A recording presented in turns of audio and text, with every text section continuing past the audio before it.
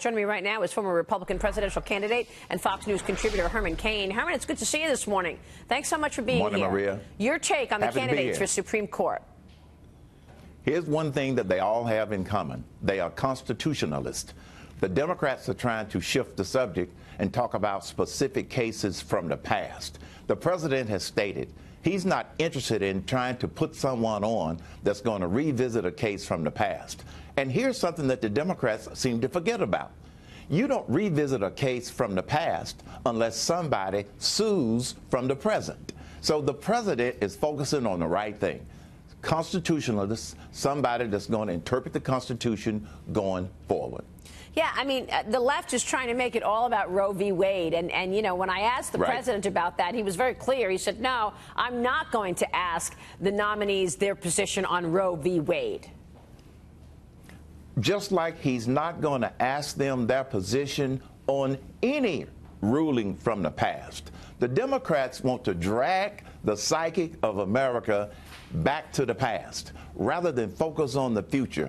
The other thing that the Democrats' actions point out is that they really don't care about co-equal branches of government. They want to try and stack the Supreme Court, if they can get away with it, with people that they believe are going to lean left when it comes to a ruling. This president has been consistent. He wants a constitutionalist. He's not interested in getting somebody that's going to lean left or right. He's interested in getting somebody that's going to interpret the Constitution. That's what this is about. But the Democrats keep trying to shift the subject. Yeah, you make a really good point there, actually. Let me switch gears. General Motors is warning that potential new auto import tariffs will hit customers with higher prices. In a filing with the Commerce Department last week, the automaker said that these measures could lead to, quote, a smaller GM. This coming as the new forecast from LMC Automotive says that the potential tariffs could add $5,000 to the price of a new vehicle. Now, President Trump weighed in on the potential impacts for consumers. When I spoke with him exclusively on Friday, here's what he said. What's going to really happen? There's going to be no tax. You know why? They're going to build their cars in America. They're going to make them here. We bring in millions and millions of cars a year. We charge 2.5%. Some of these countries don't even take our cars. If we want to send General Motors or any of our companies to some of these countries, they won't take our cars. They have a barrier. They put up a barrier, non-monetary barrier. They call it non-monetary tariff. And the barrier is so strong, you can't sell a car. If you do sell a car, it's 10%, 15%, 25%, and we get 2.5% and nobody pays it. Your thoughts, Herman, as the president tries to re-engineer deals which put America in a better place? Maria, pun intended. The jury is still out. In other words, the discussion of tariffs gets people to the table. And the president has been clear. He wants unilateral trade discussions and negotiations. So I happen to believe that the jury is still out on where all of this is going to settle for various companies, various countries around the world.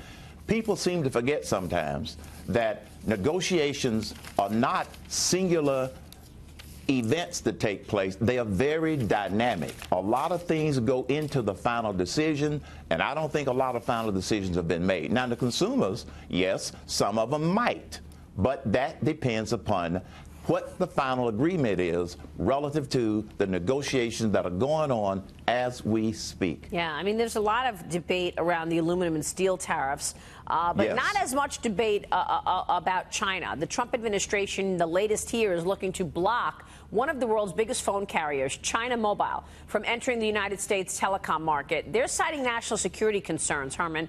Where do you see the trade story going with China? I feel like everybody understands that China has been stealing our intellectual property for a long time, and they approve of the president's pushback there, not so much on the aluminum and the steel tariffs. That's where the debate is.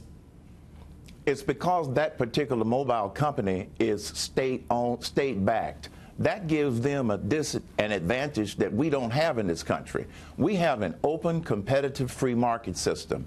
You allow a competitor like that to come in that has the government of China backing it, it could distort the dynamics that we're finding here in the United States with open competitiveness. I know that we have a lot of large companies that are buying one another up. They're competing with one another. But the government doesn't have its finger in the pot the way the Chinese companies companies do. So I support the idea, push back on that until we have a level playing field, if we get that level playing field with some of the Chinese companies. All of this is in flux, so we'll have to just wait and see how this goes. The president was very clear when I spoke with him last week. He's in a negotiation, and the way he does it is the way he does it. Let me switch gears and ask you about Oprah Winfrey, Herman, because she's now dispelling a speculation that she'll run for president in 2020. In a new interview with British Vogue, Oprah says this: "I would not be able to do it. It's not a clean business. It would kill me." Herman, you were there. You're a former presidential candidate yourself. What's your take on this? Is that right? I agree. It's not a. I agree it's not a clean business. It may not kill her, but you'll feel like you've been killed. That's the way I felt, because when you're running for president, you do not have the same control that you have if you're doing a daily TV show, a daily radio show, or whatever you're doing. That's what creates this sense of feeling like you're being killed, because of so many things out of your control. And here's the biggest thing that's out of your control: the reaction of the liberal media.